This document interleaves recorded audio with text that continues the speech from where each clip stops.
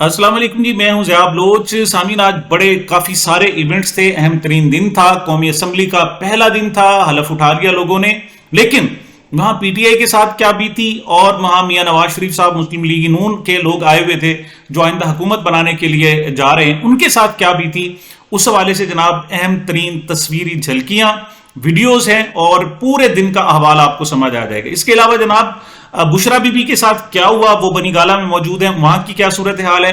اسد طور گرفتار ہے، آپ کے علم میں ہے، اس کے حوالے سے بھی بات کریں گے، اور کچھ سائفر کیس کے حوالے سے بھی انشاءاللہ بات کریں گے۔ سب سے پہلے تو جناب بات کرتے ہیں قومی اسمبلی کے حوالے سے۔ خدشہ تھا کہ شاید کچھ لوگوں کو نہ جانے دیا جائے، کچھ مسائل پیدا ہوں، لیکن لگتا ایسے ہے کہ حکومت کو احساس ہو گیا ہے کہ اب 9 مئی کے چکر میں اب الیکشن سے پہلے والا جو رویہ تھا وہ اختیار نہیں کیا جا سکتا۔ کیوں؟ اس وقت پوری دنیا کی نگاہیں پاکستان پر ہیں اور اس فاشزم پر ہیں، اور ذرا سی ان کی کوئی مزید جو بے قاعدگی جو ہے وہ سارے حالات گڑبڑ کر سکتی ہے۔ دوسری طرف جناب پی ٹی آئی کے لوگ کل ہی وہ اسلام آباد میں سارے کے سارے ایم این ایز وہاں پہنچ چکے تھے۔ خدشہ یہ تھا کہ آج پھر ان میں سے کچھ کو کٹ آف کر لیا جائے، کسی کو توڑ لیا جائے، کوئی مقدمے بازی میں چکر میں ان کو پھنسا لیا جائے۔ لیکن حیرت ہے کہ پورے کے پورے پی ٹی آئی کے لوگ موجود ہیں، صرف ایک توڑا جا سکا، اس کے علاوہ کوئی بھی جو عمران خان کے بندے تھے ان کو توڑا نہیں جا سکا۔ حالانکہ ان کے پاس نہ کوئی ٹکٹ ہے، وہ آج بھی آزاد ہو کر چلے جائیں، بلکہ تماشا یہ تھا کہ شاید کچھ لوگ آج اسمبلی میں جائیں گے اور وہ کہیں گے کہ ہمارے جو بیان حلفی جناب سنی اتحاد کونسل کے حوالے سے جمع کرائے گئے ہیں وہ جعلی ہیں۔ اس حوالے سے ایکسپیکٹڈ تھا، اور مجھے بہت سارے مسلم لیگ نون کے لیگ کے حلقوں نے بتایا تھا کہ ایسا ہو سکتا ہے، لیکن کچھ نہیں ہوا۔ دوسری طرف جناب جو پی ٹی آئی کے لوگ تھے انہوں نے کل رات جا کر بھرپور تیاریاں کی، ہر ایم این اے ایک ورکر کے طور پر تھا، انہوں نے تصویریں اٹھائیں، اور سب سے عمران خان کی ہر شخص بندے کے پاس تقریباً 98 لوگ گئے ہیں قومی اسمبلی میں، اور ہر بندے کے بعد بڑی بڑی تصویریں موجود تھیں، اور سارے کے سارے لوگ چارج تھے، اور آج انہوں نے دن بھر میں ان کا ناک میں دم کیے رکھا۔ تو یہ جناب پہلے ماسک پہن کر بہت ساری تیاریاں کی جاتی رہیں۔ ماسک پہننے والوں میں جناب شیر افضل مروت تھے، علی محمد خان صاحب تھے، شاندانہ گلزار تھی، اور بہت سارے لوگ تھے۔ اور اس کے بعد پھر دیکھا دیکھی ماسک پہننا شروع ہو گیا پورے پاکستان میں۔ وہ کہتے ہیں جی چائنا سے جو سٹاک آیا تھا وہ ختم ہو گیا، اور اب شاید جو ہے نا وہ ماسک کے حوالے سے مزید سٹاک منگوانا پڑے۔ ویسے ماسک بھی جو ہے وہ ایک احتجاج کی ایک علامت بن گیا ہے۔ اس سے پہلے بہت ساری فلموں میں، بہت سارے معاملات میں ماسک پہنا جاتا ہے، اب پھر ایک مرتبہ یہ احتجاج کی علامت۔ در حقیقت یہ ثابت کرنا تھا کہ آپ نے عمران خان صاحب کو روکا، لیکن آج ایک نہیں 98 عمران خان ہیں جو قومی اسمبلی میں پہنچے ہیں۔ ویسے 180 ہیں، آپ نے 100 کو روک لیا، پھنسا لیا 90 کو، لیکن اس وقت بھی 100 لوگ جو ہے وہ قومی اسمبلی میں پہنچے۔ قومی اسمبلی میں جناب ان کے پہنچنے کے مناظر ہی بہت تھے، اور پہلی مرتبہ آئی پی ٹی آئی اور عمران خان زندہ باد کے نعروں سے جو ہے وہ فضا گونج اٹھی۔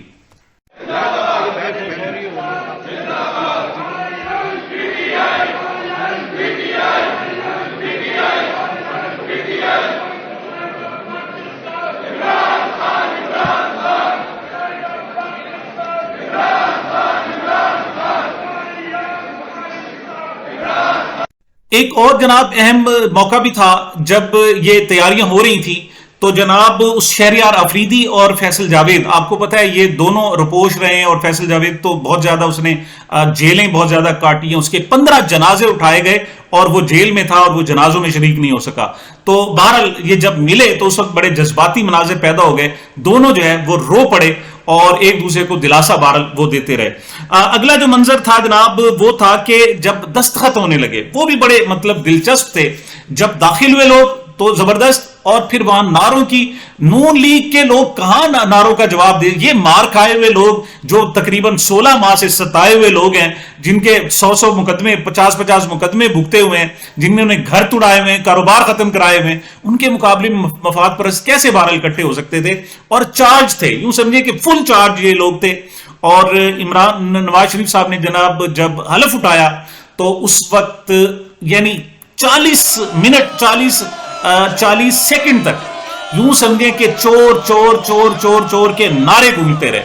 اچھا انہوں نے بڑی کوشش کی گھڑی چور کی بات کریں، لیکن یہ دب گیا، اور میں کہتا ہوں کہ کیا کلیجہ ہے جناب میاں نواز شریف صاحب کے بھی، کہ وہ گالیاں کھا کے پھر بھی بے مزہ نہیں ہوا۔ یہ اس کے بعد ایسا ہوا کہ اس کے بعد وہ پھر حاضری لگا کے کھسک گئے۔ انہوں نے ملاقات کی مولانا فضل الرحمان صاحب سے، آصف علی زرداری صاحب سے، اور انہوں نے جناب اسپیکر راجہ پرویز اشرف صاحب سے بھی ملاقات کی. اس کے بعد بھارت چلے گئے. وہ ایک اہم ترین منظر تھا. اہم بات یہ تھی کہ پی ٹی آئی اپنا مقدمہ کیسے پیش کرے. تو اس حوالے سے پچھلے جو پنجاب اسمبلی میں ہوا ہے تو اسپیکر نے پوائنٹ آف آرڈر پر بات کرنے کی اجازت ہی نہیں دی, جس پر وہ واک آؤٹ کر گئے تھے. اس پر تو انہوں نے کہا جی ہم نے پوائنٹ آف آرڈر لینا ہے, ہر صورت لینا ہے. اور آخر راجہ پرویز اشرف کو کوئی اور بات نہیں بن پڑی تو انہوں نے پھر پوائنٹ آف آرڈر دے دیا عمر ایوب صاحب کو, کیونکہ وہ وزیر اعظم کے کینڈیڈیٹ ہیں. اچھا, ایک اہم بات یہ کہ ان کی آپس میں کوارڈینیشن ضروری نہیں ہے ہر شخص ایک بات کرنے میں قائم ہو. کوئی شخص قانونی بات بہتر کر سکتا ہے, کوئی سیاسی بات بہتر کر سکتا ہے. تو یہاں عمر ایوب صاحب نے اپنا فلور آگے گوہر علی خان صاحب کو دے دیا کہ وہ جو قانونی نکات ہیں وہ بتائیں گے. اور انہوں نے جو آ کر بتائے وہ شاندار تھے. یقین کریں ان کا کہنا یہ تھا کہ اسمبلی اس وقت قانون کی آئین کی روح سے, اور انہوں نے آئین پڑھ کر سنایا کہ اس وقت اسمبلی پوری نہیں ہے. انہوں نے کیا کہا, ملاحظہ فرمائیں. مال ہوگا اگر وہ لوگ بیٹھے ہیں جس کو دنیا جانتی ہے کہ وہ سٹرینجر ہے, جس طرح آپ کے سامنے بائیں طرف بیٹھے ہوئے ہیں.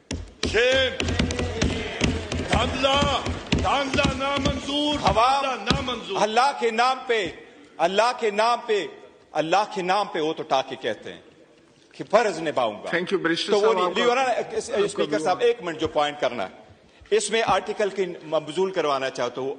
پوائنٹ آف آرڈر جو رول 17 ہے اس کے مطابق سب سے پہلے لکھا آرٹیکل 31 میں 53 میں, after a general election the National Assembly shall at the first meeting and the exclusion of any other business elect from amongst its members a speaker and deputy speaker.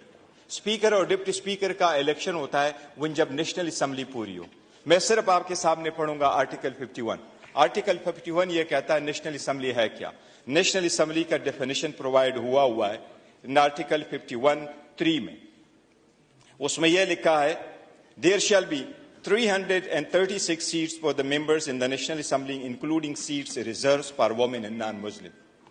3 میں لکھا ہے the seat in the National Assembly referred to in class 1 except the seat mentioned in class 4 shall be allocated to each province in the federal capital territory as under. 4 میں لکھا ہے notwithstanding. اس صورتحال کا کسی کے پاس کوئی جواب نہیں تھا. اگرچہ خواجہ آصف نے جواب دینے کی کوشش کی, لیکن وہ جو کہتے ہیں نا حق سامنے نظر آ رہا ہے, تو اس وقت کسی کے پاس کوئی جواب نہیں تھا. آگے دیکھتے ہیں کیا کرتے ہیں بھارت, آگے دھونس دھاندلی بدماشی کچھ اور کر لیں, لیکن اس وقت تک ان کے پاس ککھ نہیں تھا کہ وہ اس کا جواب دے سکیں. اچھا, جمشید دستی صاحب بھی بڑے ایکٹیو ہوئے پھر رہے تھے جناب. وہ تو مطلب کفیں اٹھا کے نکال کے, اور وہ تو کچھ اور آگے. اور راجہ پرویز اشرف صاحب بار بار انہیں کہتے جمشید دستی صاحب آپ مہربانی کریں. اور مجھے ایسے خطرہ سا پیدا ہو گیا ہے کہ جمشید دستی کو پھر نہ اٹھا لیا جائے. اب صادر مقدمہ تو نہیں بنے گا, اب تو صادر اٹھانے والی بات ہے, کیونکہ وہ خاصی اگریسو تھے اور باہر آ کر بھی انہوں نے جو گفتگو کی وہ خاصی اگریسو تھی.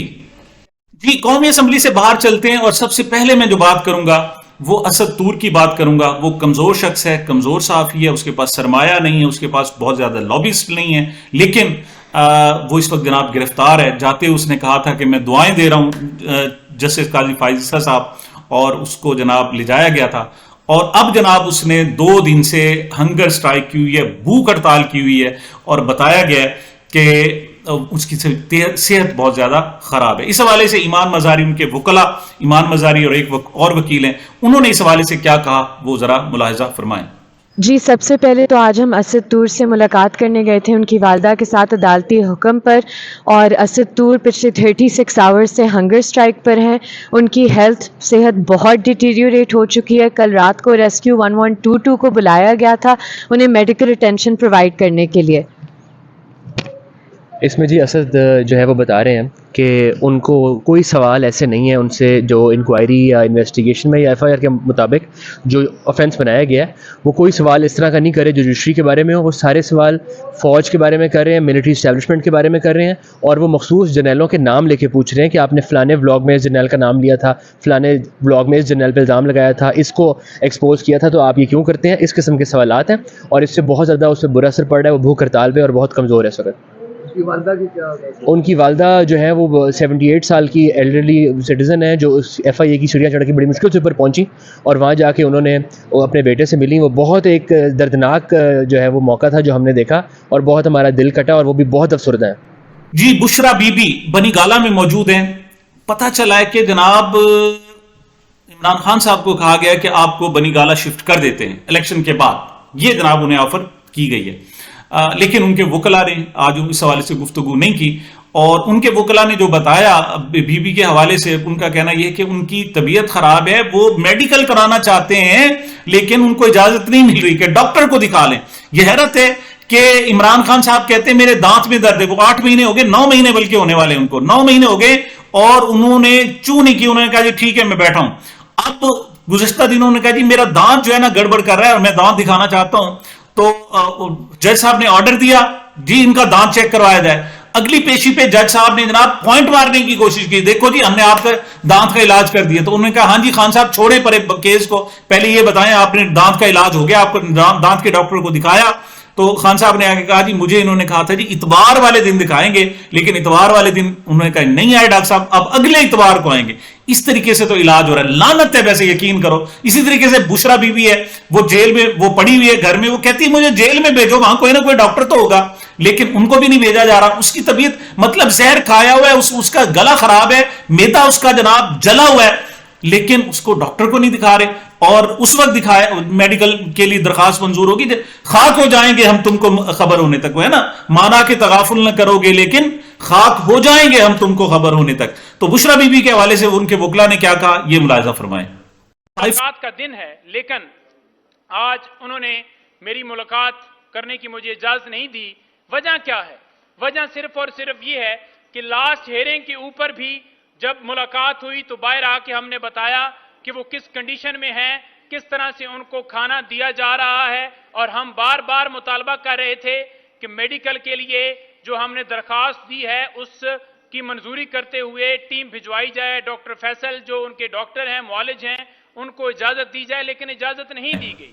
سائفر کیس کے حوالے سے بھی جناب ایک مذاق ہو رہا ہے، اب یہ چاہتے ہیں کہ مقدمہ آگے بڑھے، اتوار جمعرات کو توقع تھی کہ جناب شاید کوئی ضمانت یا کچھ اور ہو جائے، لیکن آج جو آ کر بتایا علیمہ خان نے اور بیرسٹر تیمور صاحب نے، اور ساتھ ان کے مہربان قریشی بھی تھی، کہ وہ پروسیکیوٹرز آئے ہی نہیں ہیں، وہ مطلب بھاگ گئے، ان کے مطابق بھاگ گئے، اور وہ آنا ہی نہیں چاہتے، اور انہوں نے پلی یہ دی ہے کہ جناب ہمارے پاس پروسیکیوٹر ختم ہو گئے ہیں، اب نئے بھرتی کریں گے تو آئیں گے۔ تو پھر کیا ہوگا؟ سوال یہ پیدا ہوتا ہے کہ اس وقت تک کیس سماعت نہیں ہوگی، ضمانت نہیں ہوگی، کچھ نہیں ہوگا۔ نہیں، ایسا نہیں ہے، ہائی کورٹ کے پاس اختیار ہے کہ اگر وہ ڈیلنگ ٹیکٹکس استعمال کرتے ہیں، ایک اور پیشی میں نہیں آتے، تو اس پر نہ صرف ضمانت کا فیصلہ سنا دیا جائے گا بلکہ کیس کو بھی جو ہے انڈو کیا جا سکتا ہے۔ اس حوالے سے علیمہ خان صاحبہ نے اور دوسری طرف بیرسٹر گور نے کیا کہا ہے اس کیس کے حوالے سے، یہ ذرا ملاحظہ فرمائیں۔ جگہ سے نکل کر جہاں پہ یہ چپ کر کے کر رہے تھے اور ہمارے علاوہ کوئی دیکھنے والا نہیں تھا، آج ہی سنیں پروسیکیوٹر صاحب بیمار ہو گئے یا اللہ معاف کرے کسی کو ان کے رشتہ داروں میں کوئی فوتگی ہو گئی، اور وہ پروسیکیوٹر یہاں نہیں آ رہے۔ وہاں پہ تو 11 بجے تک ہم سب کو بٹھایا تھا، جو فیملیز تھیں، لائرز ہمارے بیچارے تھک جاتے تھے، اور آج دیکھیں پروسیکیوٹر بھاگ گئے یہاں سے۔ کیوں؟ کیونکہ دنیا کا سامنا کرنا پڑا ہے۔ انصاف دنیا آپ لوگ سب دیکھیں گے، وہاں تو آپ کوئی نہیں دیکھ سکتا تھا، وہاں تو ہم کہتے تھے آپ شاید ہمیں مانتے ہی نہ، آپ سمجھتے ہم بائسڈ ہیں۔ پروسیکیوٹر کا نہ ہونا کیا ڈیلنگ ٹیکٹس تھا؟ تو یہی سمجھ آ رہی، مجھے تو لگتا ہے بھاگ گئے ہیں، مجھے لگتا ہے واپس ہی نہیں آنا انہوں نے۔ اب ہم دعا کرتے ہیں، اب دیکھیں اب یہ بھی دن آنا تھا جب ہم دعا کریں کہ پروسیکیوٹر صاحب آ جائیں واپس۔ کیونکہ جرا ہوگی۔ سب سے اہم بات یہ ہے کہ جب اڈیالہ میں کیس چل رہے تھے تو رات 11 بجے تک چل رہے تھے اور 3 اسپیشل پبلک پروسیکیوٹر موجود ہوتے تھے۔ آج تو کوئی پروسیکیوٹر ہی نہیں آیا، انہوں نے آ کے ایڈجرنمنٹ اس بیسس پہ مانگی ہے کہ جی ہم نے آپ درخواست لکھی ہے کہ نئے پروسیکیوٹر اپوائنٹ کیے جائیں، تو یہ کمال ہے۔ ادھر ان کو جلدی تھی اور یہاں پہ یہ وہی کر رہے ہیں کہ تاریخ پہ تاریخ پڑے اور معاملات تھوڑے سلو چلے۔ نہیں، وہاں کمرے میں 25 پروسیکیوٹر ہوتے تھے، ماشاءاللہ پروسیکیوٹرز کی بھرمار تھی، اور آج جب کھلی عدالت میں آئے تو انہیں پروسیکیوٹر ہی نہیں مل رہا جو ان کا کیس لے گا۔ تعجب کی بات۔ تو یہ بیرسٹر تیمور اور محترمہ مہربانو قریشی صاحبہ تھی۔ یہ جناب آج کا احوال تھا جو میں نے آپ کے پاس آپ کو بیان کیا۔ میری کوشش اور خواہش اور کوشش یہ ہے کہ آپ کے پاس وہ چیزیں بالکل کلیئر ہو کر پہنچے جو بالکل ڈاؤٹڈ نہ ہوں۔ تقریباً اس کی ویڈیو فوٹیج اور ان کے منہ سے آپ جناب دیکھ لیں اور سن لیں۔ امید ہے آپ کو میری کاوش پسند آئے گی۔ میں یہ بھی توقع رکھتا ہوں کہ آپ اس اپنے چینل کو انہینس کریں گے، سبسکرپشن لیں گے، دوستوں کو ریفر کریں گے۔ انشاءاللہ یہ ہمارا سفر ہے، جاری رہے گا۔ آپ کی محبتوں، دعاؤں اور آپ کی نیک خواہشات کا بہت شکریہ جو مجھے فیڈ بیک کی صورت میں ملتا رہتے ہیں، انشاءاللہ چلیں گے۔ تب تک کے لیے مجھے جناب اجازت دیجیے، ملتے ہیں چھوٹے سے وقفے کے بعد۔